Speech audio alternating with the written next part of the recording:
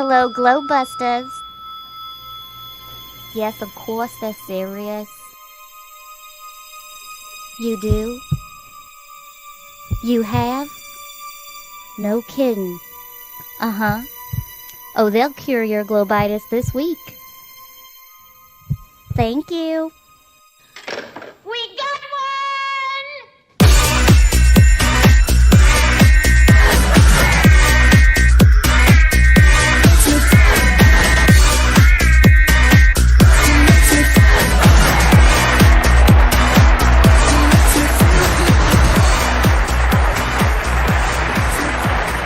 Ladies and gentlemen, it's the Globebusters.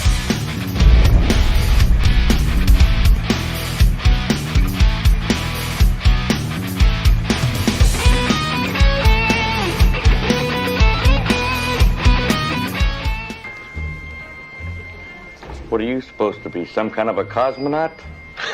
No, we're exterminators. And now, here's your host.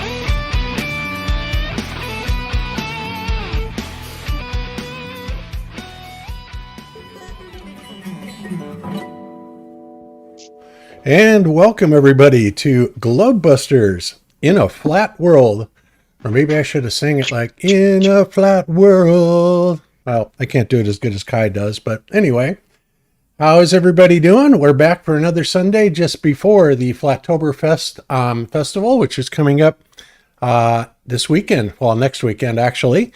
And that's going to be tons of fun. We're going to have Karen be on with us talking about that a little bit. And what's, who's going to be there, what we're going to be doing, what trouble we're going to get into, all kinds of stuff like that. So that's going to be a blast. And we also have a full crew with us today. Everybody is with us, and that's going to be fantastic. So let's go ahead and introduce the panel so that we can get on with the show. First up, as always, is Jeran from Jeranism. How you doing, Jeran? Bob, I'm doing good. Thanks. Happy to be here. And let's go, Brandon. Yeah, no. I know. I love that. Absolutely love that. I mean, I'm sitting there. Actually, somebody typed that in the chat last week, and I'm like, Brandon. And then Zack came downstairs and said, "Yo, at the football game, everybody is chanting, what, fuck Biden or something like that." Yeah, see Biden. Yeah. I mean, what does the Brandon thing mean? So then at the NASCAR event, at the end of it, they were kind of celebrating. There's a bunch of people in the crowd, and they started chanting, "F you, Biden." And the news anchor or whatever, she's like, and you can hear the crowd chanting, and she kind of realizes what they're chanting, and she said, "Let's go, Brandon." Oh, that's right. It was nice. NASCAR, not football. Very clearly, F you, Biden. So now people are making shirts and songs and going around saying, "Let's go, Brandon." I think it's one of the funnier things I've ever heard. I do too. Apparently, there was a shootout on I-4 in Central Florida, like earlier, like a week and a half ago or so. And like the sheriff was doing a press conference, and apparently everybody in the chat loved him, and they kept like one after another were saying, "Let's go, Brandon." And I was like, I have no idea what that means. And they had an event just the other day, and there's like a guy, and he has 3 children up on the stage, and he's like, "All right, we're gonna let them start the, go ahead, say start your engines." And the 3 children say, "Start your engines," and one of them leans in and says, "Let's go, Brandon." And the newscaster is just like beside himself. He doesn't know what to do because there's a child, and he knows what it means. So it's funny. It's code for "F you, Biden." Let's go, Brandon. Yeah, I love it. Yep, it went pretty viral pretty fast. It's funny to watch this stuff. I mean, go out there and how bad the media is at censoring it. I mean, they're censoring everything, but I mean, it's such a desperation at this point. It's just like they could, hide so many things that they are instructed, that we can't talk about, or they don't want out there. But nevertheless, the thing that they can't do, like on Facebook, you can't make any posts about, the C word or anything like that. But now it's starting to come out where people are saying, "Oh, wow, my friend just died," and da da da da da, right? And that's going all over the place. So it's getting around. It's totally getting around, and I think that's kind of a cool thing. So All right. When we were in Oklahoma City, I was chanting "Let's go, Brandon," and everyone was chanting it, like hundreds of people coming out of this country concert. And then I'd slip in, "They faked the moon landing," and so like no one knew what to do. It was super funny.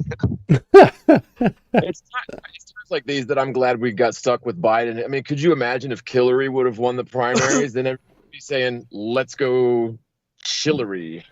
Yeah. Oh God. She's such a piece of work, but whatever.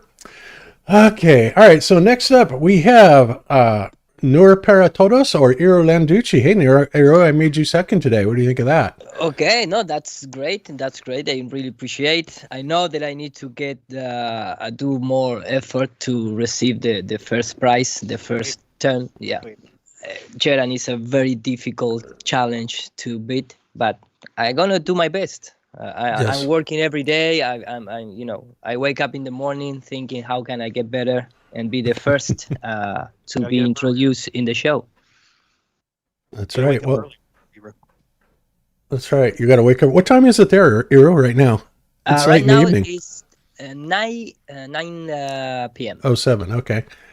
Yes. Cool. Okay. Yeah. Well, And- Jeran's got a pretty spectacular attendance record, so it's No, going to no, be tough to beat that. Yeah.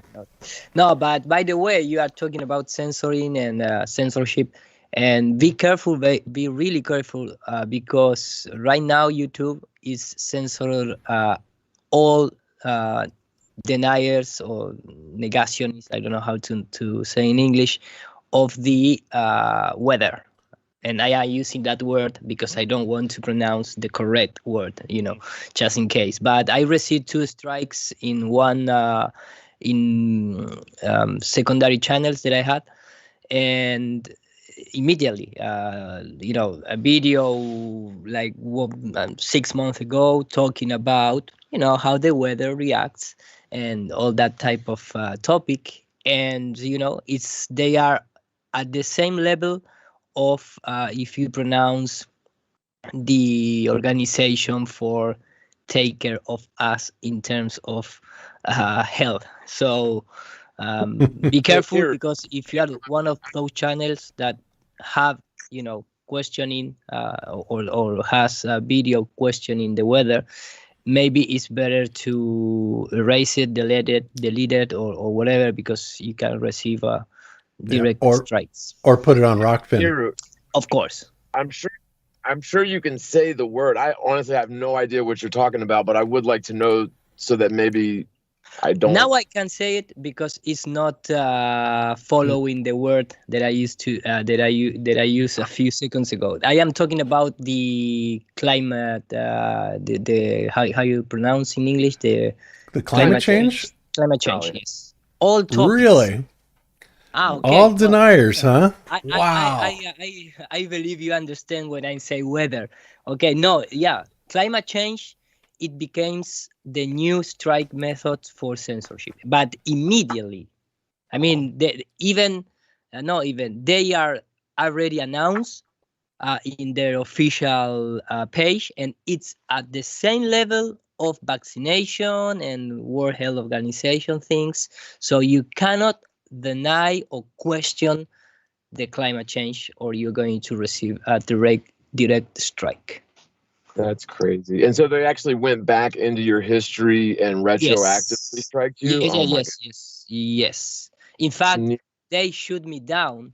I used to have my primary channel in YouTube and my secondary channel. My secondary channel was with 12,000 subscribers, and they deleted immediately. So I need to create a new secondary channel in YouTube and start making, the announcement in my main channel to rise up the subscriber. But they are really, really crazy also with the climate change now.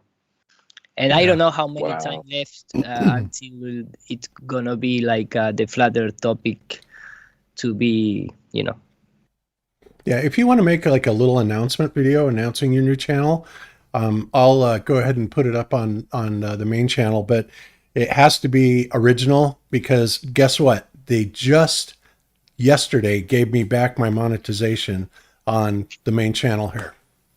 Wow, great news, man. I know, right?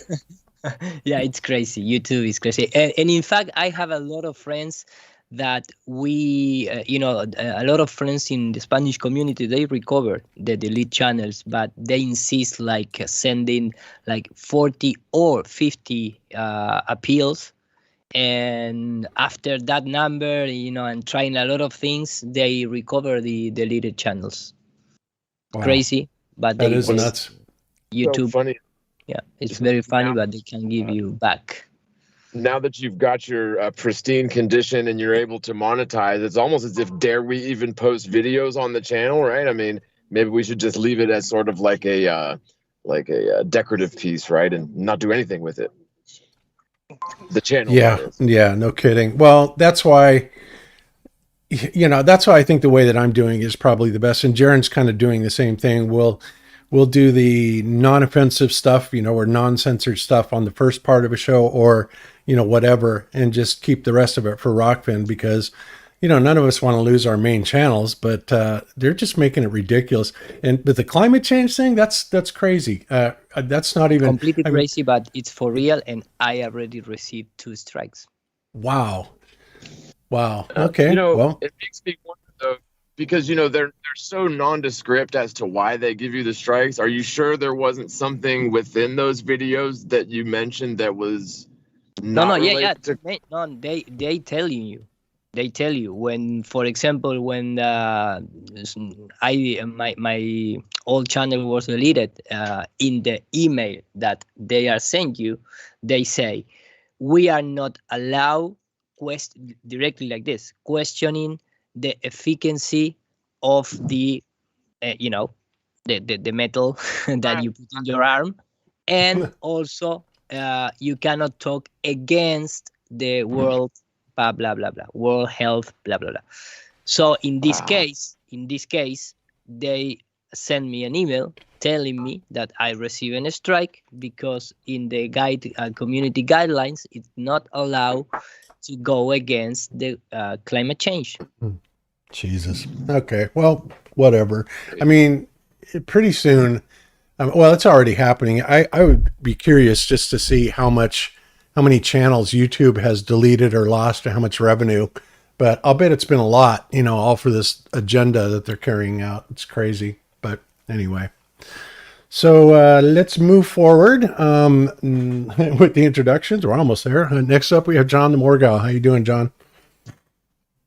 I'm doing very well, Bob. Thanks for having me. Looks like we got a full panel, and I will try not to say anything to get your YouTube channel stricken, but man, so we can't talk about climate change. We can't talk about so many things. Maybe we can just hurry up and go over to Rockfin and say hell with YouTube. Honestly, it's so it's just chilling, man. Like, what can we talk about? Yeah, exactly. Well, we'll be doing that here shortly. So, all right. Next up, we have, where is Austin? In Houston, in Austin. Austin, I think, is in Austin, or at least he was. How you doing, Austin? Hey, doing good. Yeah, we were in Austin last night. We went down to 6th Street, and it was insane. And then we're on the way to Houston right now, and we'll do activism there. So Dallas, Austin, then Houston. So good times. I pulled out the cowboy hat, Yeah, that was great. I watched last night's show, and these two at the end of the show, I mean, you really have come across some interesting people, to say the least. But what I find interesting is the way they act. I mean, they actually come out and they just act literally like crazy people. And it's like, what is it that's causing that? It's absolutely amazing that they go off and then they badger you and they're like following you around. It's like, what is up with people like that? I don't know, man. It's crazy. It never ceases to amaze me at this point. But I don't know. I think it's cool in a way. People can see, like, am I going to be on those people's side? But yeah, it's crazy, dude. They've convinced themselves through propaganda that they have some like virtuous high ground, and they love to just come.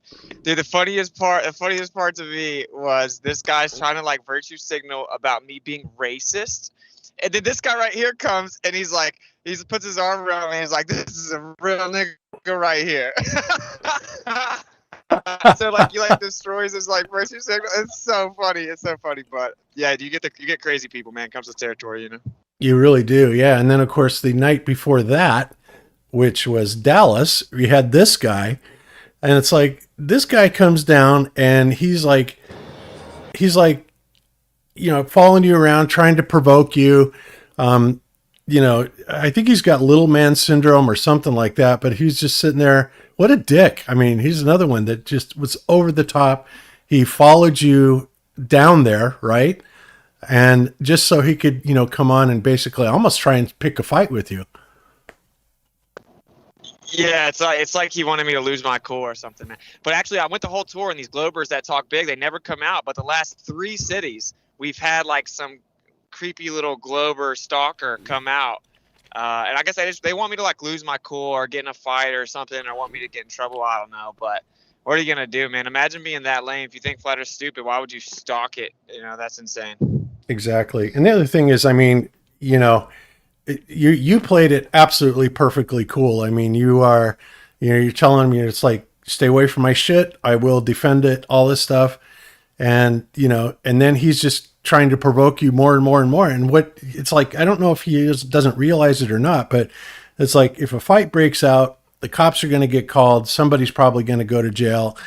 And I know you don't want that. And he doesn't seem to care, but it's like, again, this is the type of intense reaction that people have just because you're out there talking to people on the street. You know, it's unreal. Yeah, dude, what you notice is every one of them, I pull that iPad out, I start asking them about the evidence, and they cannot debate any of it. They have no rebuttals. They're just there to call you names and then just try to make you mad. It's super funny. Yeah, no doubt. Yep. And so anyway, yeah, I just can't believe some of the people you come across, and I got to hand it to you, man. You definitely keep it cool. You keep the situation under control. You're assertive, but right to the just to the right point. And, you really do have this down quite well. So, yeah, good job. Thank you, brother. You're welcome. All righty. Okay. So the most frustrating thing for me, Austin, and this is really a question for you, man, is, when I'm talking with people about Flat Earth, like you'll be dealing with whatever topic they mention. So like pick one, it doesn't matter. And like before you really get done answering or addressing that issue, they're like, well, but what about satellites or whatever? They want to continue changing the subject before you actually complete the issue that you were first addressing. I mean, do you run into that a lot too, or? Constantly. Dude, constantly. Yeah, that's what I hear the whole time. That's the most frustrating part, man, because they're not actually trying to hear the answer and digest it and be honest. They're just trying to get a gotcha. They're like, I know I can ask a question this guy can't answer. So, yeah, I don't know. That's probably the number one response we get, honestly. That and ad homs. Yep. Exactly. But that is exactly what they do. And you even tell them that. It's like, why you keep changing the subject, you know? Oh, well, whatever lame excuse they come up with. But they don't ever want to address the actual issue. I'm sorry? People and like hang out with, man, and they'll still do it. So I can only imagine, with absolute strangers that are basically your enemy, right? I mean, that's kind of how they see us, I think, in a way. Enemies. Yeah, they do. Enemies that they want to do physical harm to. I mean, seriously. I mean, look at the ways they come after us. So many people are, have tried to destroy or have destroyed property. That chick that came after you with a baseball bat. It's like, holy crap, what, and you didn't do anything to provoke that, stuff like that. And it's absolutely amazing that they are that weak and they cannot handle anything being said like that goes against their religious belief. But, we shouldn't be surprised about this at all, but it is interesting to watch Austin out on the street and watch it all happen, because it is freaking crazy, no doubt. So, all right. So last up, we have with us tonight, Miss Karen B. And how are you doing tonight, Karen? I'm doing great, Bob. Just running around like a chicken with its head cut off. No doubt, right? just trying to make sure everything's, together for the event. And the last week is my busy week, but I'm doing good. It's good. Oh, that's awesome. Well, that's It's a cool. good busy. It starts on, let's see, is it Friday and Saturday or Saturday and Sunday? It's Saturday and Sunday, but Friday at 5 p.m. we're going to meet at the billboard and do the group photo with the drone and everything with everybody there. And then after that, I'll be doing early registration at the Marriott Spartanburg, where everybody's staying from 6 to 8 p.m. And also we're going to be doing karaoke that night. So Oh, we're cool. definitely starting on Friday. But the event, we're not going to be at the venue till Saturday and Sunday. Right. Yeah, that's right. And then I believe I'm on right after lunch. So that will work out perfect, actually.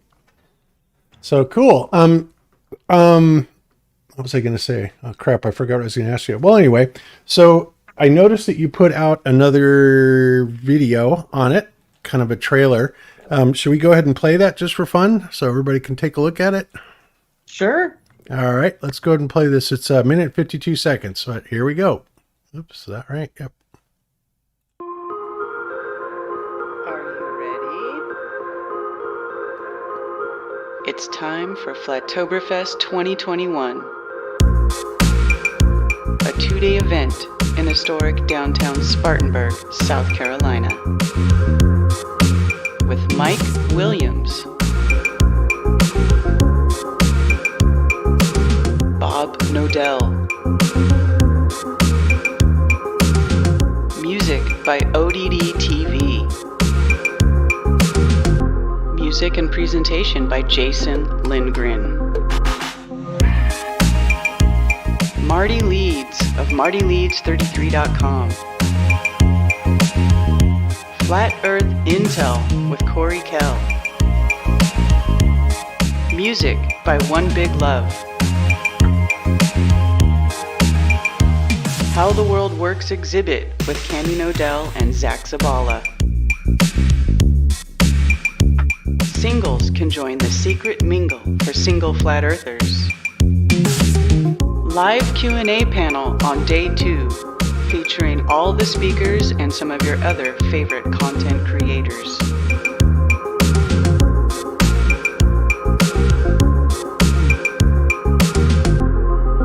Tickets available at the door, and early registration at the Marriott on Friday, 6 to 8 p.m.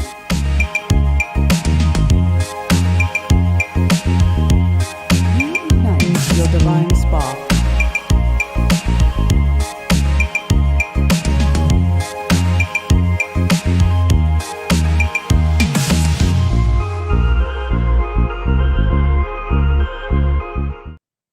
All right, that's awesome. So, Corey, what was his last name? Corey Kell. Kell. Okay. Mm-hmm. So he was the guy that was there last year. And what is his basic premise that he's going to be talking about? Do you know? Yeah, he is going to be talking about how his observations of the sun and the sun angles that he has made, and he says that there are certain observations that you can make between the depending on where you are and what time of year it is, and if you're between the tropics or not, that it should be impossible on a globe. And so he has a whole presentation about that, about how he took his measurements and how, where am I going with this? How he took his measurements. Oh, and then he's got a whole chart with all the readings, and he has them color coded. So he says everything with a block should be impossible on a globe. And if you start flipping through his chart, there's tons of them. So that's basically what he is. And he's ex-military, and he's very thorough. He's got a website, flatearthintel.com. Awesome. Yeah, I think it's going to be cool to see the presentation. I really want to talk to him about it. And I know Cami's really interested in it too, because, I think there's a whole lot of things about both the sun and the moon that are frankly impossible on a globe Earth. And I think, Wakey Wakey's covered a lot of those things, especially with the moon. And I'd really like to see kind of consolidate all this work together and, kind of say, okay, Globers, what about this? But, they'll come up with some ridiculous excuse. So anyway, but I'm looking forward to meeting him and talking to him and seeing his presentation. It's going to be very cool. Mm-hmm. Yep. All right. So, So next up, guys, obviously one of the things that happened this week, as I'm sure many of you already know, is that Rob Skiba passed away, which was unfortunate and a great, big, huge loss to this community. He was loved by virtually everybody. Well, not everybody, but he was loved by a lot of people. And, he's a good friend of Cami and mine. And we almost thought about moving to Texas because of him and Sheila. But had it not been for their, ridiculous heat, we probably would have wound up there. But we wound up here, and that's cool because we're happy here. But, Rob he was just such a fantastic guy and always so open and so, accepting of people and their thoughts. And he was really easy to talk to, even if you didn't have the same belief system. I'll never forget one of the things about Rob was that when I was telling him, why I was kind of stuck where I was on religion, because of the research that I had been doing for, probably 2 decades, and I had come up with some pretty astounding conclusions. And he looked at me after I told him all this. He goes, well, you weren't wrong, Bob. And I'm like, I wasn't wrong. I go, you'd be about the last person on earth that I ever think that was, coming out of. And then of course he explains it so very well. And I'm not going to go into detail about what that was, but it's not something that you would think that Rob Skiba would be, open to discussing. And so it surprised me. And that's one of the great things about him. He's such an easy guy to talk to. And you don't have to have the same. Go ahead. Well, Bob, I was just going to ask you, have you spoken with Sheila? I have not. Okay. We have not. We've been waiting to hear. Basically, Rick Hummer, I think, is probably going to let us know when and if, we're going to send her flowers and stuff like that. But I don't want to, bury her in condolences or anything like that, at least not yet. Maybe in a week or two. She needs a little time, I would imagine. I was just more curious as to exactly what happened because, I know there's been a lot of speculation and some good information, but I'm just more curious than anything. And of course, to give her the condolences because, we're a family, I think. And, I only met Rob and Sheila the one time in Denver, but just a great guy, man. It's such a shame. And I'm more curious than anything as to exactly what the hell happened, man. Younger guy, good health, and God. Well, what happened is he was having trouble breathing, and it got to the point where it was getting pretty bad. And so, from what I understand, then he made the decision to go ahead and go to the hospital. And of course, once they admitted him, things kind of went downhill from there. They wound up putting him on some questionable drugs, let's just say that, and then put him on a ventilator. And he was like in a coma for something like, 40 days and 40 nights? Did I hear that right? I think that was right, which is absolutely insane. And then ultimately the cause of death was a COVID-based pneumonia is what they called it as. It was heart failure because of that. So, and I won't really get into all the details, but that's kind of, how it was called. And, it just sucks that it went down that way.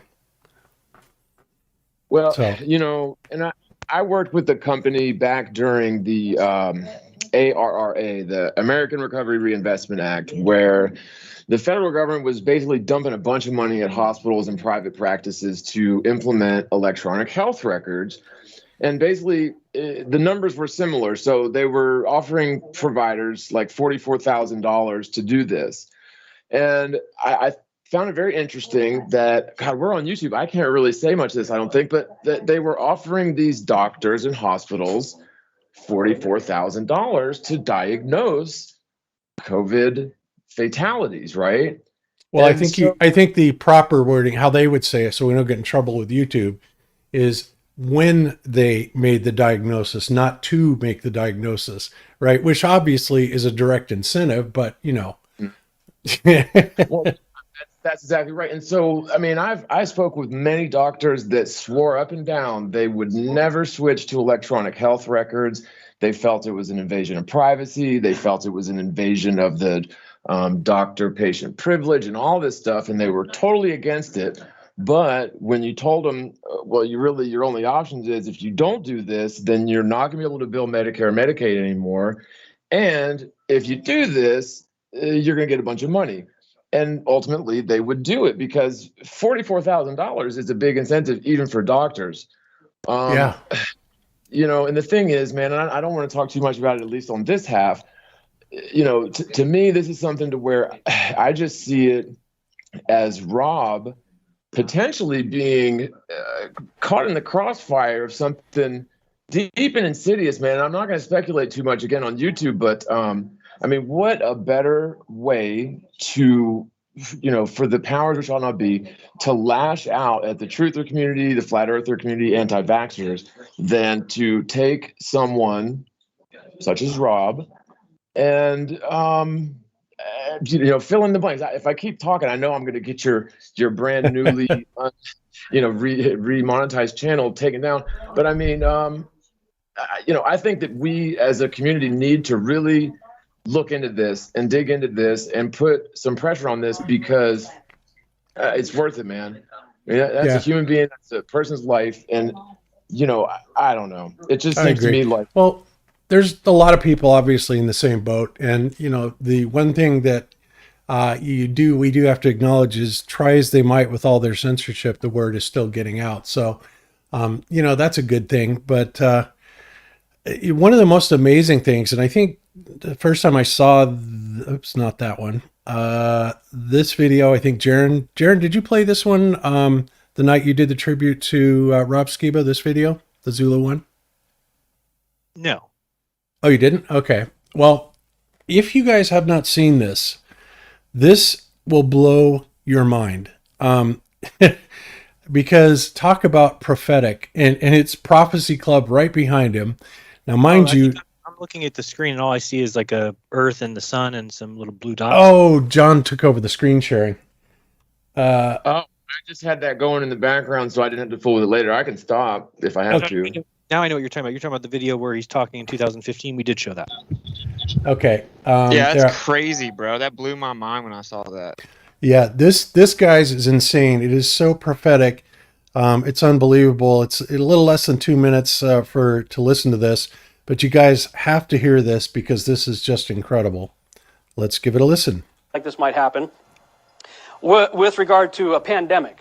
Again, in true Hegelian style, you know, Hegelian dialectic is where you cause a problem which causes a reaction that you just so happen to have the solution for already ready to go, right?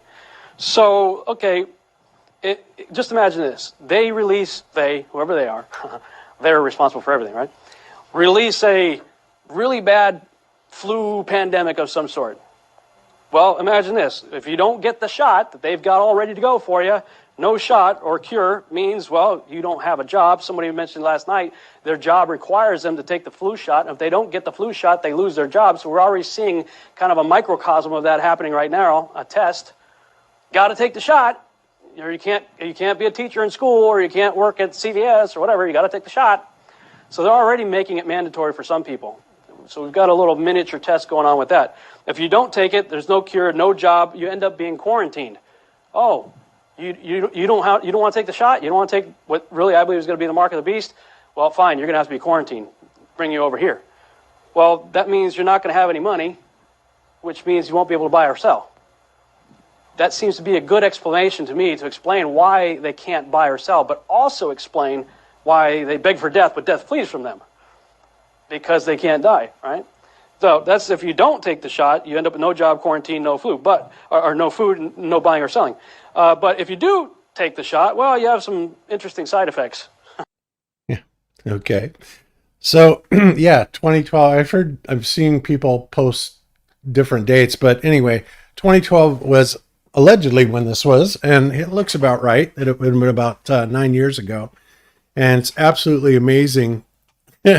that here he is speaking about this, and wow, it's just incredible.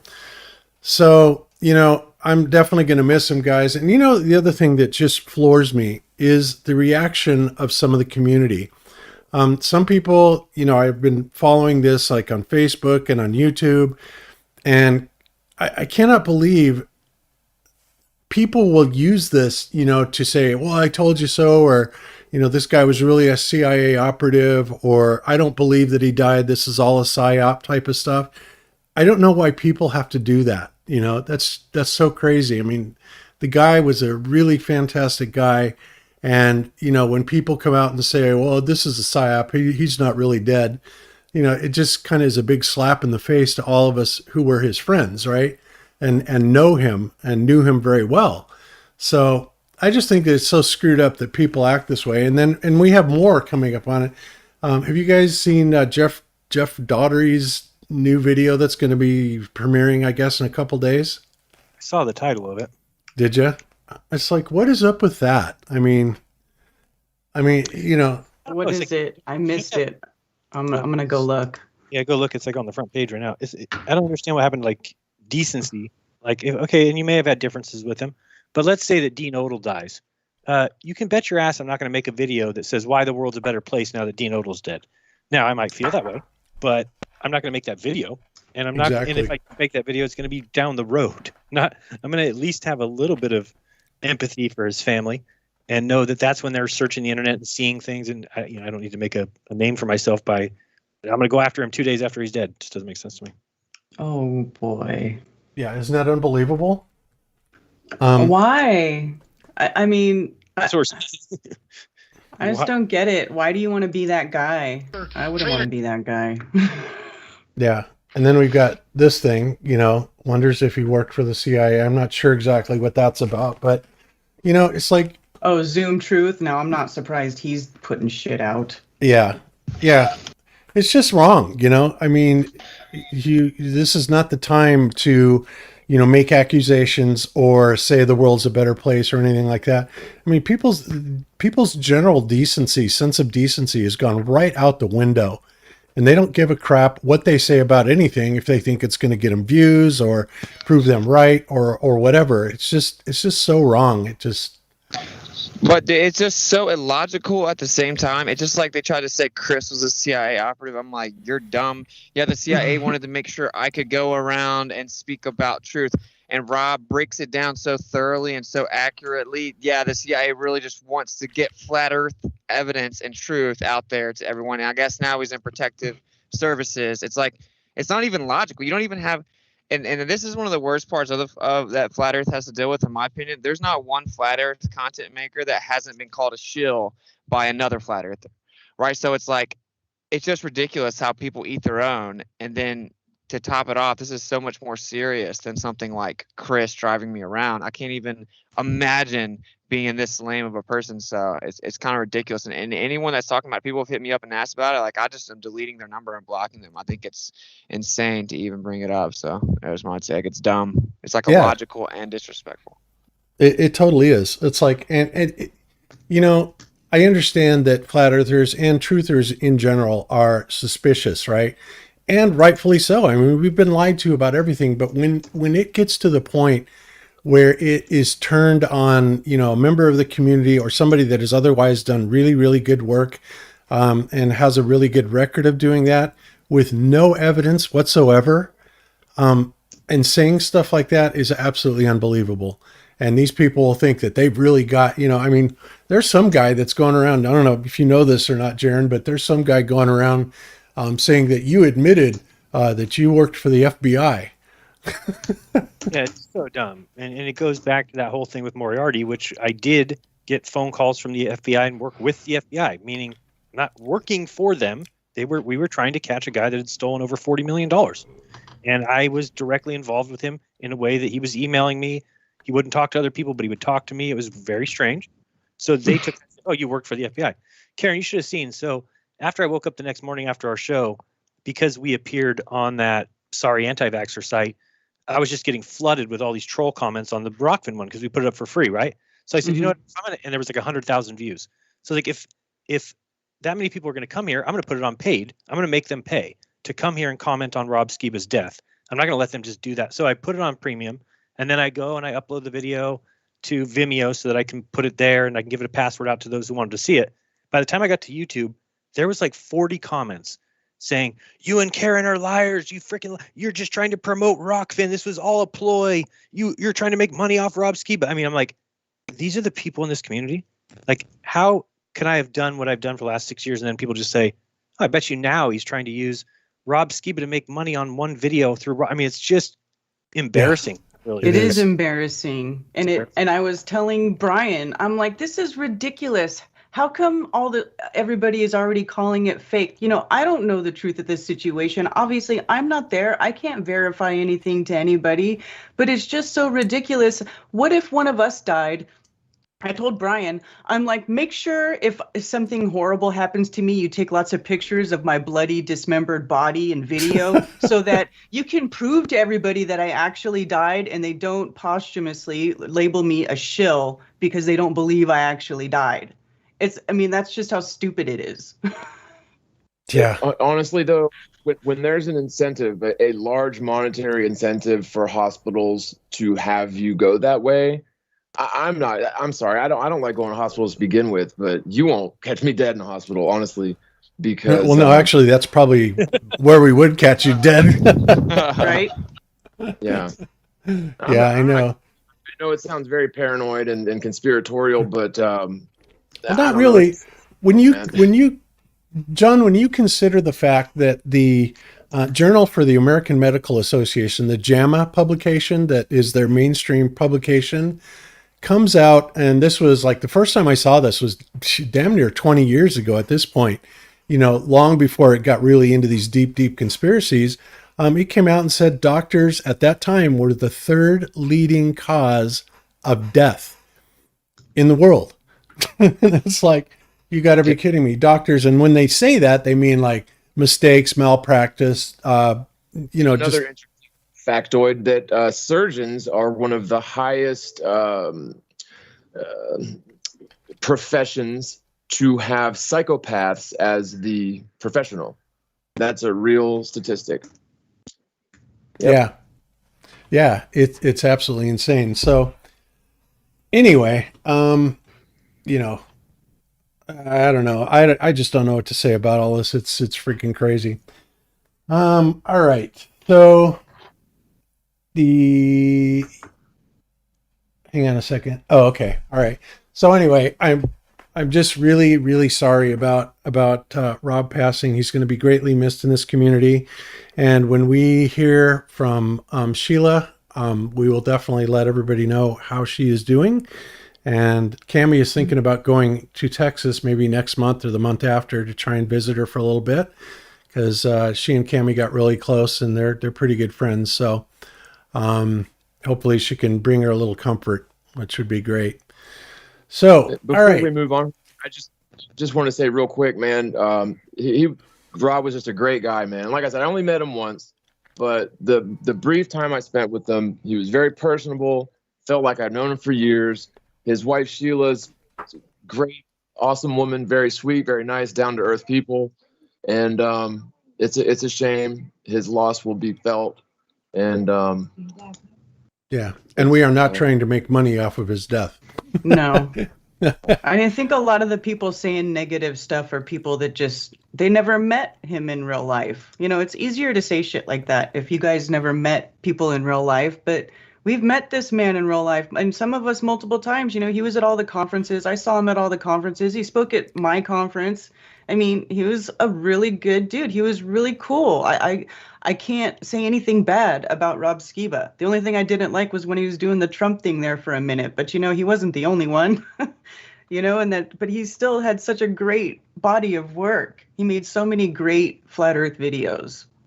Yeah. As far as his Flat Earth work, it was exemplary. He made so many great videos that demonstrated some of the absolute basic failures that mainstream science professes about the ball Earth, right? You know, the horizon and how all that works. Go ahead. video where he had, it was like the camera was sitting on the table and he had like the paper cutout sun like on a stilt or something, where he pushed the sun further away, but he had it like through the lens, and it demonstrated how as the sun got further away, it kept its angular size. And to me, that was a huge thing, because, you know, that was kind of a problem for me that I couldn't really resolve in my journey on flat Earth. And when he put that video out, he really nailed it. I mean, to me, that was huge. So, and that was just one thing, man. He had some really, really good work, man. I mean, he was a real one. He really was. He really was. And that was another thing that, you know, I think we talked about that on our first or second show, Jeran and I did, was that question came in, why does the sun and the moon appear to stay the same size? And, you know, to me, it was kind of a no-brainer. And I just said, it's because of the magnification properties of the atmosphere. As it goes further away, it is getting smaller as far as angular resolution, but it is being compensated by the magnification taking place through the atmosphere. Therefore, it's kind of an offset, right? And then Rob Skiba came. Go ahead. Sorry, but the refraction also sort of exacerbated the vertical descent of the object as well. Yeah. He just nailed it, man. I mean, to me, did. It was a really big one right there. Yep. Sorry, man. That's all right. So anyway, I mean, it's just good that, you know, everybody put into that and really made it very well explained, you know, but we still get stupid questions like that, you know, like how come it isn't daylight all the time, or how do sunsets work? Or, you know, the biggest one, I think is, how do seasons work? It's like, seasons are one of the simplest things on flat Earth and one of the most ridiculous claims of the ball Earth, right? So that just amazes me that there's a ton of videos out there on it. Jeran's done them. Well, everybody's done them, you know, videos on this. And they just don't seem to register that, hey, guess what? We've got this figured out. What we're working on now, and this is something that I would like to start doing, is, you know, getting some collaboration on and actually try and make a model for flat Earth. And I know a lot of people are really, you know, opposed to models because, well, we don't live on a model. It's like, no, we don't. But models can be very useful. And I would say that even if we don't have all the answers to how all the phenomenon works, like for instance, you know, when they talk about the sun and the moon propagating, they appear to be kind of like projections. I mean, if you look at Eric Dollard's work when he was at Sonoma State University, he said, look, the sun is some sort of converter. It's when you look inside of it, it's hollow. There's nothing there, which would indicate that it is sort of some sort of a projection type of thing. But yet it is also having a reaction up there where it is causing an intense amount of sunlight and heat, right? So this is probably a technology that's far beyond us, even though we can make some sort of like, you know, parallels to it in our current mode of physics. But I just think it would be really cool to try and put together a model that explained a lot of these things. And, you know, seasons, of course, would be one of the easiest things to explain. Not a problem there. Eclipses, it gets a little more complex, because now we're talking about, you know, going back into other thoughts and philosophies, you know, Vedic philosophy and stuff like that, where you're dealing with either actual physical bodies called Rahu and Ketu, or maybe they're just node points on these called Rahu and Ketu. But one thing is for sure, it is not a hydrogen ball or nuclear ball of gas exploding up there, right? I mean, and that's exactly what they claim. The mainstream claims that it is, and that's such a ridiculous claim in the first place that how can anybody even put any stock in it, right? There's no evidence of that whatsoever. So, you know, we're always bitched at because, well, you don't have a model. It's like, yeah, well, if we just made up a bunch of complete shit, we could put together a model easy. But we'd like to have some evidence, or at least some decent, you know, preponderance to throw into this model to make it at least plausible. Can we use like neutron stars and have them weigh 23 trillion pounds per teaspoon in our model? Because if we can do that, then you really can get away with anything. Oh, absolutely. Sure. Cool. 23 and 0.4 trillion tons. Yes. Per teaspoon. So, so I'm recording zetetic cosmogony, and one of the sections is on circumnavigation, and it brought me back to thinking about how, they taught us early on in school to believe that circumnavigation is exclusive to a ball, which it absolutely is not. So that's a huge lie right there. I mean, they're literally lying, saying that circumnavigation is only possible on a ball. And you look at the AE sort of projection with a magnetic center, and there you go. And so I got to thinking more, looking into the Antarctic Treaty. Remember how in the 1950s, the Antarctic was believed to have, and actually shown to have, just all kinds of untapped resources, completely pristine, never been anybody out there getting the resources. And so what we would have expected to see was especially the governments of the world and the corporations of the world to start exploiting those resources. But instead, what we got was the Antarctic Treaty. And I wholeheartedly still firmly believe that is because the far south is going to be the key to fleshing out the model. I really do think that's why we can't really get a firm grasp on the exact layout of the continents in their entirety, because if we were able to do full geodetic surveying of the far south, I think it would snap together in a cinch. And unfortunately, I believe that until we're able to do that, we're kind of shooting in the dark, man. I mean, I know that sounds sort of defeatist, but that's where I'm at. I'm sure of it. So yeah, we'll see. Well, I think like this recent flight that, that recent Qantas flight that we covered, the last couple of shows, could actually, I think, tell us a lot if we really kind of dissect that down. And you wouldn't believe some of the stupid comments I've gotten back from people on that, saying, no, it was going against the wind. They don't even understand, the winds aloft concept.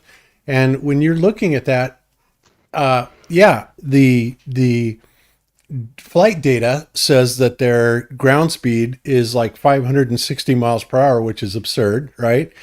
But in reality, if they're down there and it's really, really a lot further out, a lot more mileage, then they have to go faster.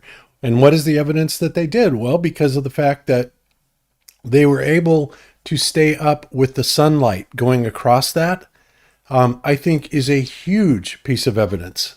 So do I, but I guess somebody came and tried to say it. I was wrong about that because they said, I'm counting the sun's speed at the equator, which is 1,000 miles per hour. They said on a globe, the sun's speed south of the equator would be slower.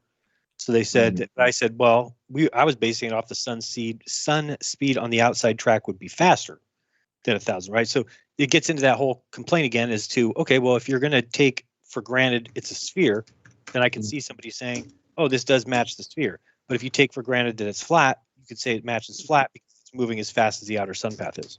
Well, yeah, and that's exactly what they do. I mean, they're begging the question here.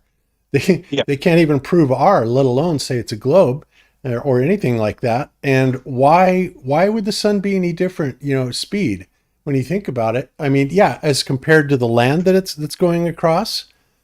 But no, actually, I get that. I do understand that. That makes sense. But it just, it's an assumption. They have no proof of it. They have absolutely no proof. And we have a hell of a lot more proof that it's flat than they do that it's a ball, because curvature has never, ever, ever been found. And even the things that they have demonstrated as curvature, if you wait a couple days, when the weather changes, then all of a sudden either the Earth changed size or you see the real reason for what you are perceiving as curvature, right? So I've never measured the distance from far southern points, but the mariners in the 1800s did. And in zetetic astronomy, Robotham documents, based on the accounts of these mariners, that the distance from the southern tip of South America, I forget the name of the capes and stuff, but to Australia was 8,000 miles. Okay. And if that's accurate, then doing a flight in 15 hours, I did the math on it. It was something like 530 miles an hour, which is totally doable. So I don't see what the big deal is with that on the flat Earth model. Other than, if they're taking that huge exaggerated like great arc along the outside of the AE projection, and that looks like a lot more than 8,000 miles. But according to mariners who did this, physically did this trip and measured it by reckoning and, using the stars and stuff, it says 8,000 miles. So 15 hours is totally doable, even less than that, if you get in those winds aloft and use that to your advantage. Yeah. And obviously I'm sure they're a lot faster out there at the outer edge, because think about it. It would almost seem, well, even from what we can see with the winds aloft map that we have, we can see that those winds are dramatically faster out at the edge. And I would say the reason for that is because they're contained, right? They're contained and they're being routed around in a circle. And it seems like at different levels, you have different directions of wind going on. And this could be part of a larger construct, why this happens, because I can't think of any natural occurrence necessarily that would cause, 300 mile an hour winds going one direction and then 75 mile an hour winds going around the other direction, just a couple flight levels below it. I mean, obviously the globe has no explanation for that. I guarantee that. And the only thing that I can think of that would even be close to reasonable would be that it is because it's contained and there is some sort of a system that is part of the air circulation system that's going on that's causing those winds aloft. Because otherwise, you start going up, and when you get to certain levels, it's pretty calm up there. So you have to ask yourself, what the hell is causing those high winds, right? Something I was doing just this morning, just kind of goofing around, and I was looking up flight durations from like LAX to China and like New York to India.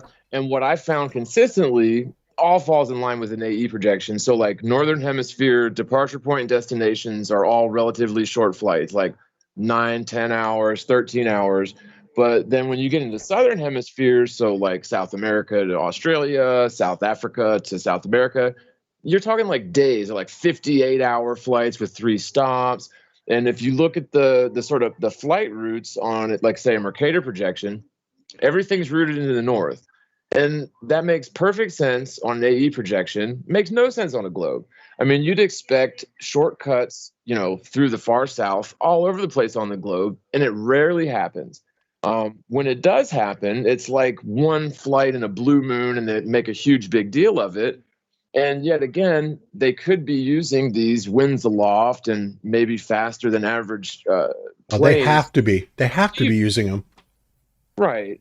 But like, look as a whole, man. I mean, really, just do it. Anybody out there, do it for yourself. Just like mess around and look at flight. Just look up flight from New York to China, which is, on the opposite side of the earth, right? You'd expect that to be comparable to like, South Africa to Australia. No, completely different. Not even the same ballpark. Like 13 hours versus 58 hours, all across the board. Yeah. So of course, you don't hear. I was going to say, you don't hear Wolfie saying anything about using those winds aloft either, right? And when he showed out his plot, he's like, "Oh, look at this. The flat Earth map. You'd go across the North Pole, basically." It's like, no, I don't think we would. Well, what I'm getting at is I am like, and this is recent for me, like in the last couple of days, I am way more comfortable with the AE projection than I have been in a long time for a few reasons. But I mean, you've got like genuine, well-meaning flat earthers, hearts in the right place, that have literally abandoned the AE projection for things like the Pac-Man diamond, right? Where they say circumnavigation is possible because you warp from the west side of the Mercator projection essentially to the east side because of like Pac-Man warp, right? And to me, that's just so nonsensical. And for what? I mean, there's just a handful of things that they're claiming to basically kill the AE projection. I don't see it like that. I'm pretty comfortable with it, and I could go on for a number of reasons, but it's just, to me, it works out very nicely. And I think the pieces that we're missing again are because the far south is off limits for surveying. Yeah, I agree. There's so much information that is being held back from us. And even the things that, Wolfie said were going to be available, like, being able to track that at every spot, didn't happen.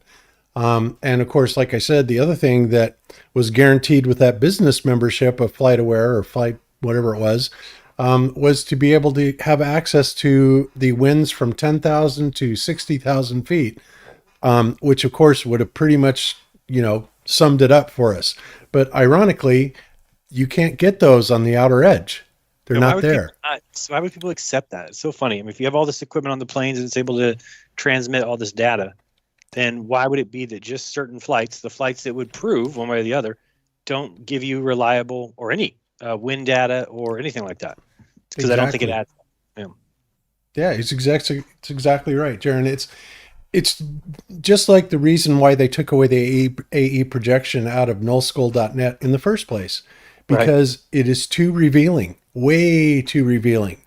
And people will put together those pieces. Because if they're sitting there looking at a 300 mile an hour winds aloft down there that FlightAware's looking at, if I were the captain, I'd be going, hell yeah, I'm going to jump right into that jet stream, especially if it's consistent to any degree, right? And I think that that's what they were doing when they were doing the Sydney to Santiago flight, because, according to Max Egan's compass, they were on a flat Earth route anyway. So I'm pretty sure that's what they were doing. And of course, Wolfie was very careful to, basically say that, misdirect everybody and say, well, the flat Earth route would be over the North Pole. It's not even close to what this route is. And this would be the globe Earth route. And, all things being equal, never mentioning those winds aloft down there, how fast they get or anything like that. And it's just amazing, So when they don't reveal things to us, it tells us a lot. So the stars, they do a circuit in 24 hours. The sun does the circuit in 24 hours. And I think it's safe to say that the ether does a circuit in 24 hours. I mean, to me, that kind of goes without saying. It's kind of obvious.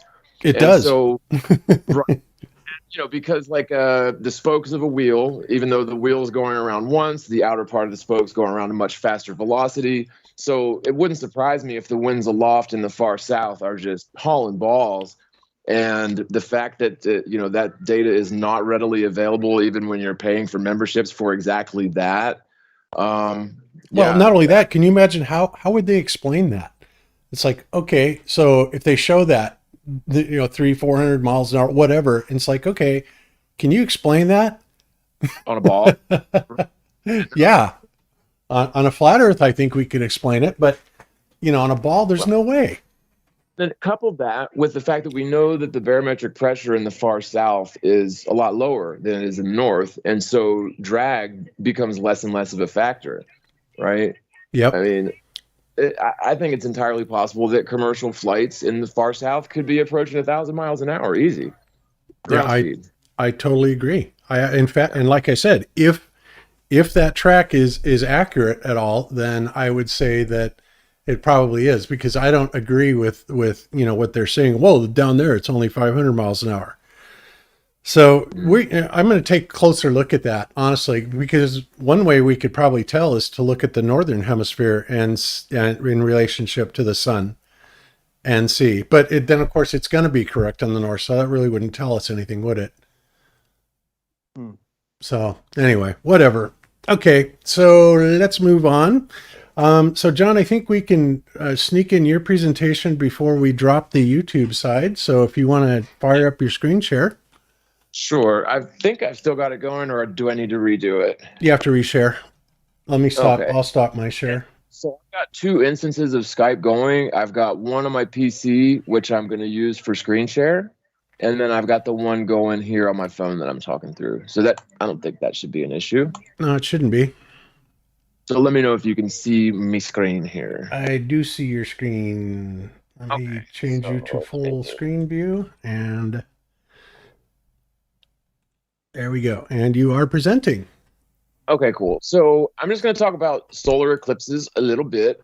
To me, this is a huge thing.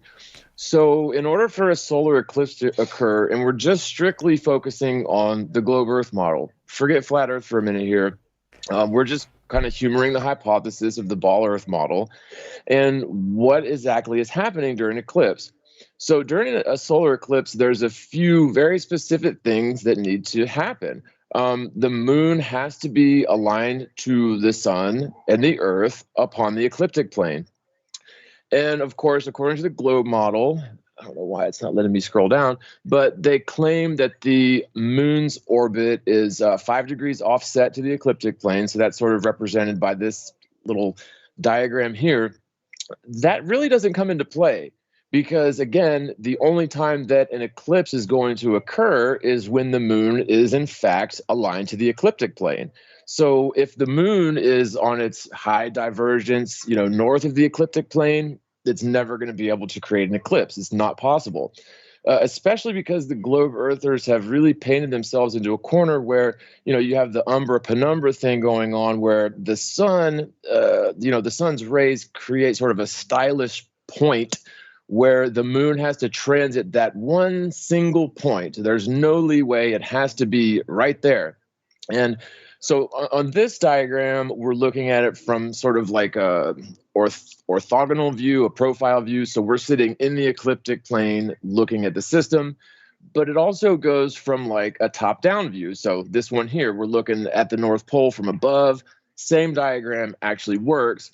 And you have this same effect where the moon has to be at this specific point.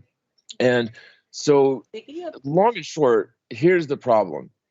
According to the Ball Earth model, the only time that a solar eclipse could ever occur is exactly at high noon. And that's a pretty bold statement, but if you look at this diagram here, sort of the 24-hour clock overlaid above the Earth, the only time that the moon is going to transit this point is when the sun is at the highest point in the sky, when it's high noon, according to the little observers here on Earth. And unfortunately for the ball, that isn't the case. Solar eclipses happen at 9 a.m., 10 a.m., sometimes in the evening, sometimes at noon. But the fact that they don't always only ever happen at noon is a big, big problem for the globe. Another thing, back up to this first diagram, is the solar eclipses could only ever occur within the tropical areas because, well, again, although they say that the moon transits from tropic to tropic, it would have to be aligned to the ecliptic plane to achieve the conditions necessary for an eclipse. And depending on the season, you might have it northern summer, so the ecliptic plane's aligned with the Tropic of Cancer, or maybe it's southern summer, the ecliptic plane's aligned to the Tropic of Capricorn, or anything in between. So here's the big problem, though. The next big problem. Eclipses occur just all over the place. This is just 1980 through 1999 eclipse signatures. I think the red ones are annular and the blue ones are total, but it's the same conditions are necessary. So again, it would have to be dead on balls at high noon, dead on balls the ecliptic plane, and what you can see here is like this eclipse signature. This is a total. It transits the literal Antarctic. So does this one here. Same thing happens in the north where you have, again, here's about your tropics around 30-ish. Really, eclipse signatures should be confined to the tropics. And yet we see them all over the place, definitely not just at noon.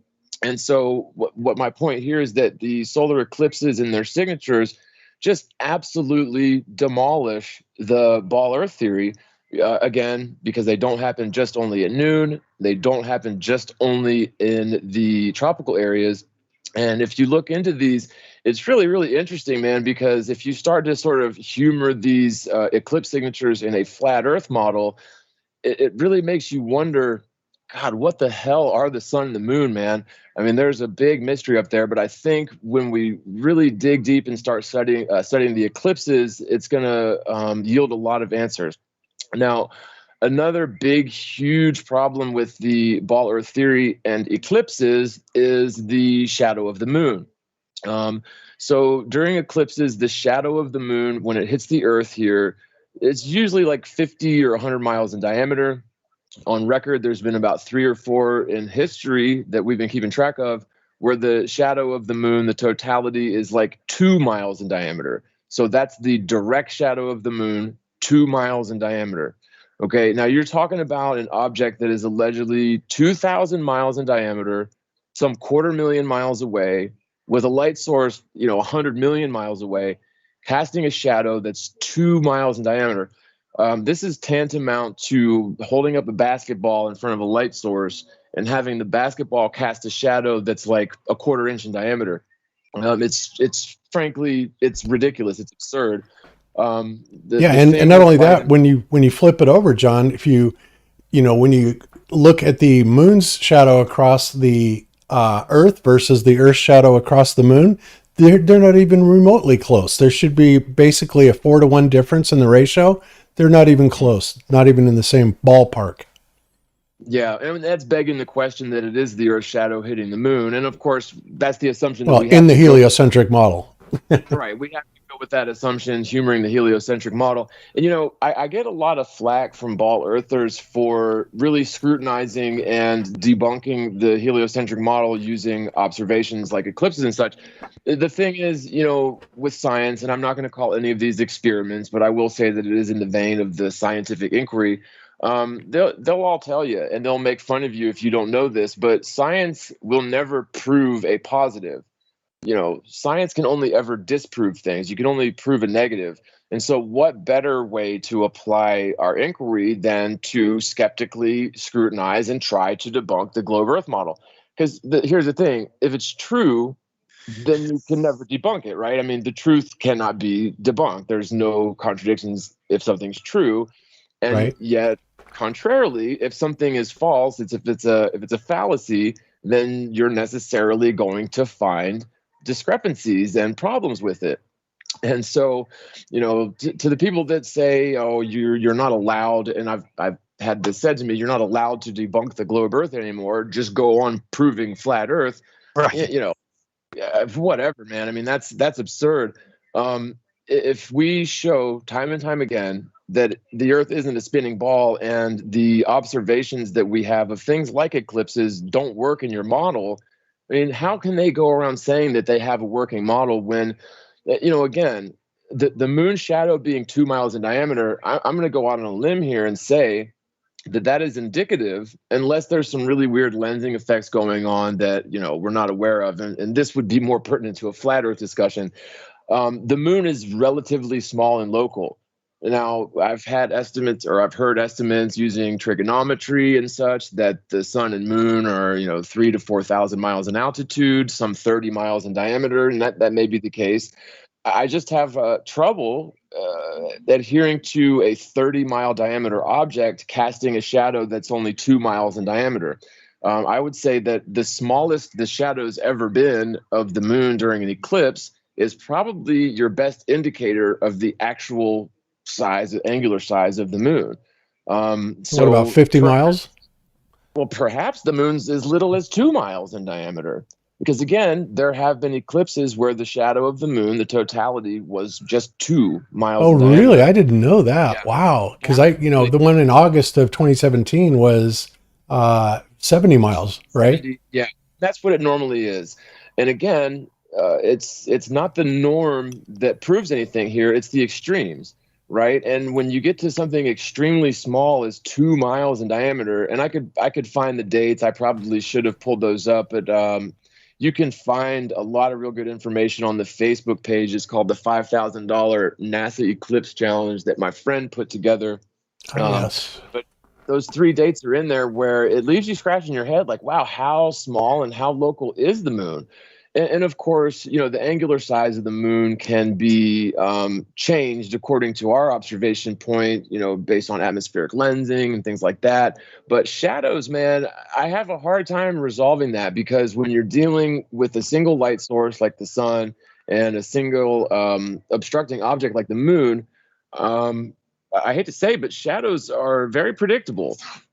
Shadows only ever are at least as wide in terms of angular size as the obstructing object. When you're dealing with a single light source and a single obstructing object, you can't demonstrate in reality a situation where that shadow gets smaller and smaller. Now, Greater Sapien did a video sort of responding to a video I did in this vein a while back, and he tried to show how he could indeed do that using like a wiffle ball and a light source. And he held a piece of paper about like an inch away from the wiffle ball, which was the obstructing object. Well, the thing is, when you start to remove that sheet of paper, which is the Earth in our analogy, further and further away from the obstructing object, At best, it's going to stay the same angular size as the obstructing object. And at worst, it's going to continue increasing in apparent angular size. That's just how light and shadows work. And the fact that eclipses just completely don't jive with the ball Earth theory is just another one of these huge things for flat earthers. You know, people out there, friends, family members, laymen's on the street, you know, they like to make fun of flat earthers because, you know, we're science denying morons and we don't understand physics. But the thing is, you know, I've been preaching this for years, but the opposite of that is true. Flat earthers are some of the smartest, you know, most intelligent, diligent, and just good people that you'll ever meet. And sort of as a rule, people that cling to the ball Earth are just terrible to deal with, man. I mean, it's really tough to deal with somebody that refuses to humor an argument because they feel that it is beyond the capacity for reality to hold. And, you know, science, if anything, is to test theories. It's to test hypothesis and try to disprove the reigning theories, because you'll only ever get closer to the truth by trying to disprove something. Either you will find that it is wrong, and science has been wrong about all sorts of things, or you will find just how right it is, and you'll find lots of points to corroborate it. And if you actually give, you know, the topic of flat Earth a fair shake, and you skeptically scrutinize the globe, you'll find time and time again that flat Earth kicks the globe's ass. I mean, it really does, hands down. I mean, there's no other explanation for so many observable facts of nature other than the Earth is flat. Now, again, and finally, when you start to sort of analyze eclipses in a flat Earth model, it really makes you wonder, what the hell are the sun and moon? I'm convinced that neither the sun nor the moon are physical spherical objects flying around in space. I mean, I reserve that possibility, but I've really sort of resigned myself to the understanding that the sun and moon are more or less like electromagnetic anomalies, probably or likely with their source of power being the Earth itself. Well, anomalous to our science only. I mean, obviously, right. Whatever technology they're using, it's far beyond anything we have. Well, absolutely. And I guess, yeah, I use that term loosely in terms of anomaly. I guess what I mean is we here on the physical plane of reality, there are very specific physical rules that physical objects must follow, must adhere to. But when it comes to the sun and the moon and the celestial lights, they exist in a completely different plane. They exist in the astronomical plane or the celestial plane, which, as far as I can tell, is very much non-physical. It doesn't appear that they have to adhere to laws of time and physical laws as, you know, we are bound to here in reality. And once we can understand, or the more that we understand, we really know nothing, especially in the mainstream veins of science, the better off we are and the better place we are starting off the true quest for truth. And maybe one day, hopefully within our lifetimes, the true frontier, which is all directions away from the center of our little realm, our little map, with the north in the center and south being all directions away from the center, and the frontier basically everywhere. And yet we've been completely snowed and misled to believe that we live on a ball with no escape, which is just so much the opposite of the truth. So there you go. Eclipses. Done. Okay, cool. Excellent. Well, that's very informative, John. And you're right. I never really thought about, I'm going to have to think about, you know, that they should really only be taking place in between the tropics, but that does seem to make sense. Yeah. That's interesting. Anybody else on the panel have comments about this? Okay, I'll take that as a no. All right, cool. Well, yeah, that's really fascinating, John. I mean, eclipses, well, they were scrambling, you know, with the 2017 eclipse, because first it was, they had problems with the speed, and then it was going the wrong direction, and they had all these anomalies. And I don't know if those ever got really worked out. Jeran, did anybody ever come up with an explanation for those anomalies for that eclipse that you heard that was satisfactory? No. Well, So No. 2017 west to east. I don't think it was going the wrong direction, though. Neither do I disagree with that. Yeah, I modeled it and it seemed to be going the right direction to me. But, Curious Jay has said that I'm wrong and he wanted to set up some experiment to show that. It just hasn't come around yet. But when I did it on my little iPad at the time, which I got the speed of the Earth going the right way, and then recorded it and slow motioned it, then it was correct. That's what I showed. And so we're talking about like in terms of a ball Earth, right? So we're still humoring the ball Earth here. I agree. I think that it is entirely possible. So I don't think the west to east signature of the eclipse, I don't think that's a ball buster either. I think that's totally doable on the ball. I mean, not saying the Earth's a ball. I just don't think that's not a battle that I would pick because it seems like it's doable to me as well. Yeah. Right. Yeah. Okay. Well, that makes sense. Yeah, the sun, that's the eclipse I really have the problems with. And of course, and the thing that really makes the most sense to me is that there's some sort of black body up there. The mythology behind it, the mythology of the snake head of Rahu being separated from the body of Ketu and then swallowing the earth. But since it's a decapitated head, that would kind of indicate that that's kind of a metaphorical way of saying that the sun is going behind the dark sun or dark body object, right? It's being swallowed and then comes back out. Because we've seen these things. I don't know what the hell they are, but we've seen them so many times, on not only from flights, but we've also got footage of them now from the ground. And it's like, I don't understand how people can just ignore those. And it's getting to be, there's more and more evidence like that. And then when when Chris Van Maitre came out here and we're sitting there looking at that black sun, or that secondary sun, that Wolfie said was, because we didn't know how to operate the telescope, that really blew my mind because again, a reflection inside of the telescope would not be polarized. That would never happen, not in a million years. And it was polarized and it could be taken out by shifting polarity. So, I mean, we have all these little pieces of evidence. We just need to put them together in the correct way. And I honestly believe that what actually causes the eclipses is some sort of other black body that is interfering either with the projection source, which some people are saying coming up from the North Pole and then being somehow routed around, optically by the firmament, as described in the Book of Enoch, right? Well, to a few other things, but I think that there's more evidence for that than there is for what, how the mainstream describes eclipses, especially when you get to Selenelian eclipses, to say that they're refracting down 5 degrees is absurd. That's causing this to happen. And not only that, how do they know the conditions are going to be perfect every single time? The heliocentric model does not predict eclipses, period. Eclipses have always been predicted by the Saros cycle and basically off of a flat type of projection. So, well, they've been predicted by observation, right? I mean, that's how they're always predicted. And, if you apply the same sort of, it's like a stylus, right? You have the alignment between the sun, earth, and moon.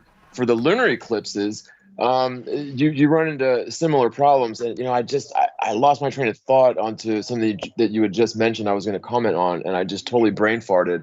But, shit, I'll probably think of it in a second. It'll come back. I made a video about that.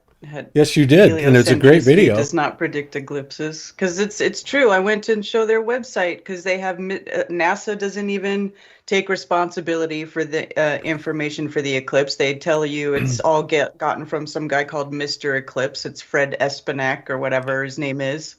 And then you go there, and then if you look down in the fine print of the website, how they predict their eclipses is it's all based off of what Bob just said, the Saros cycle, and ancient, canons, which is basically observations that are written down in texts over time. Yep. That's exactly right. The heliocentric model has no predictive capability in as far as eclipses whatsoever. NASA doesn't predict eclipses ever. So, yeah, A and they couple never years have. ago, we had like, it was called the Super Wolf Blood Moon Eclipse or something. I did a video on it, but I sat there and watched the whole thing, and it was so bizarre because the shadow of, well, we'll say the Earth because we're talking about the ball Earth model. The shadow approached the moon like coming up and to the left, so it like, it hit the southeast corner of the moon first, and then made its way up and to the left until it hit totality. And according to the ball Earth theory, you would expect it to continue in that direction, right? And like, so that the shadow would continue up and to the left until the moon was lit halfway, light on the bottom right, and then continues up to the left. No, that's not what happened. It went up and to the left, went in totality, and then went back down into the right. And I'm like, okay, that doesn't work on a ball. And I think that somebody much better with modeling things on a flat Earth could really glean some interesting information. It's a little above my head, but it was wow. Like, I couldn't believe it. Like, how could astronomy study eclipses for all of history and still think we live on a ball, right? I don't know. Crazy. Yeah, that is nuts. Oh, okay. Oh, I see Robert Bassano is in the chat. I was wondering what happened to him. Not under Planete Veritas 4.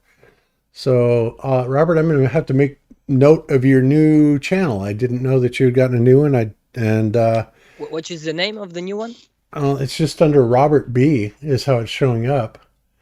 But I think, Karen, can you look really quick and see if the Planete Veritas 4 is up still? I think last time I looked, it was down. Okay. Which sucks because obviously there's a lot of good stuff in there. The original Planete Veritas is still up, as far as I know, and that's got, of course, all the really, really good stuff that he did 3, 4, 5 years ago. But yeah, boy, they're just picking on you, Robert. It sucks. Yeah, I don't see it. Yeah, I thought it got taken down. It's got another victim. That really sucks. Oh well. All right, so are you pretty much done with this presentation then, John? Oh, John. Sorry. There you go. Yeah, it takes me a minute to unmute. I'm sorry. Yeah, that was pretty much it. Just a couple rapid fire things with solar eclipses that I think it's really important because, like, once you get what I'm saying, I'm sure there's a lot of people out there like, no, there's no way solar eclipses should only happen at high noon on the ball Earth model, or what some of the points I've made. But model it out, think about it, study it, do some experiments or whatever, and I can assure you that I'm very passionate about this because I know I'm right, and the ball Earth simply does not support eclipses. And so, once they have a working model, maybe we'll get to work on a working model too. But until then, they really don't have a leg to stand on because the ball Earth model just completely sucks. It's worthless. Yeah, it really is. Oh, go ahead. No, that's it. Oh, It okay. sucks. Yeah, I was gonna say the other thing that kills me is the time zones. Let's go, Brandon. The time zones. Oh, God. Yeah, the time zones. There's like, they're crazy the way that they're divided up and stuff, and I think that tells us a lot too. The way that they're obfuscated and they're misshapen and squared off, and they're completely bizarre. They don't make any sense whatsoever. But and that's something that the guy that was the yacht racer pointed out. When we had him on that Wednesday night, I had no idea that the time zones were that screwed up. But all of these pieces, you put them together and you have to ask yourself why. If the sun is truly shining on the Earth from 93 million miles away, there's going to be a bifurcation point with a little bit of fade from day to night. And it's not going to take the form of a jagged, zone where it's going all over the place. Like, especially when you get into, it's on the east side somewhere. It's crazy. Well, right around the prime meridian, not the prime meridian, the date line. It's crazy. Internet. So, yeah. So Well, anyway, again, I was, and it's actually done rendering the second section of Zetetic cosmogony, and I was reading again about circumnavigation and something that just really, and this was something that hit me really hard early on when I was sort of considering flat Earth seriously, was how they, as we were little kids, just preached to us exclusivity for the globe. Like so many things, not just circumnavigation, not just seasons, not just day and night, but so many different things were preached to us as only working on a globe. And if you just spend even just a cursory amount of research and thought into their claims, you find that their claims fall apart. Like none of this stuff is exclusive to a globe. Flat Earth supports every single thing, and it goes to show you why they got us when we were young. We were unable to defend ourselves against such nonsense, and they even got us to the point where, like, what goes up must come down, right? That's something that we can all agree on. On a spinning ball, where you're standing on the side of the spinning ball, what goes up must come down doesn't really work naturally. I mean, you have to do some pretty deep mental gymnastics and theoretical acrobatics, coming up with gravity and all sorts of things to support that on a ball. However, on flat Earth, what goes up must come down works very naturally without any sort of need for theoretical gravity. I mean, sure, we can get into nitty-gritty debates about the mechanics of it, but what goes up must come down works naturally very easily on flat Earth, whereas on a ball, it doesn't work at all. I mean, you have to have theoretical gymnastics, and yet globe earthers will take the stance that somehow what goes up must come down proves that the Earth is the spinning ball that we're standing on the side of.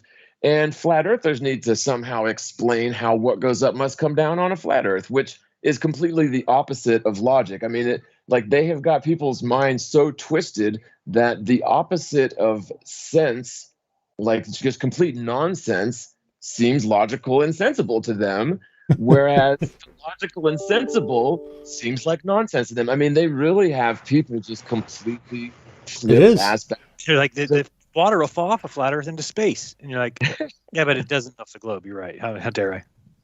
It's amazing. Like, wow. And really, and you go back to biblical prophecy where they say there will be a great deception that fools the entire world, even the very elect, if such a thing is possible. I can't think of anything else where, people will see up as down and evil as good. And it's just opposites will be, sort of obvious facts to these people. But wow, when you sort of snap out of it, and really I see flat Earth as the deciding factor of snapping out of this. I mean, it really goes to show that biblical prophecy has something to it. Couple that with the fact that we were led to believe that the ancient goat herders of the Fertile Crescent, thought they lived on a flat Earth. So what did they know? They didn't even know the Earth was a spinning ball, the morons. So how are they going to teach us about God, right? Well, come to find out that they were actually very sensible and correct. So maybe we should pay those guys a bit more mind, I think. Yeah, there you go. All right, cool. Well, thank you, John, for the presentation. We are going to go ahead and shut down the YouTube side. But before I do that, I want to give a shout out to Commercial Sound and Video for the super chat. This is hashtag Flattoberfest. Looking forward to seeing you there, Nathan. Lifting the Lid left a super chat with no comment. Thank you, Robin, for that. You are awesome. And Samantha Roberts left a super chat and says, here's a small token of my appreciation. Happy to hear John on Ghostbusters. Well, I think she meant Globebusters, but we got you, Samantha. Thank you so much. And I still call us Ghostbusters sometimes. I know, everybody calls us Ghostbusters. I know, it's funny. So, okay, cool. So I'm going to go ahead and close it down. So guys, if you want to continue to watch the rest of the show, we still have a presentation, presentations by Austin and Jeran and Iru coming up on the second half. So if you want to join us, come on over to Rockfin. It's $9.99 a month for a subscription, but the great thing about it is you get access to all of the True Seeker content on Rockfin, which is really, really extensive. It's a wonderful thing. So we're going to head on over there now. And thanks everybody for joining us. And YouTube, we will see you on Wednesday for the Wednesday night show. Until then, be good to each other. Don't lie to each other. Open your mind because there's truth inside. See you later, YouTube. Let's go, Brandon. YouTube. Go Yeah, Brandon. let's go, Brandon.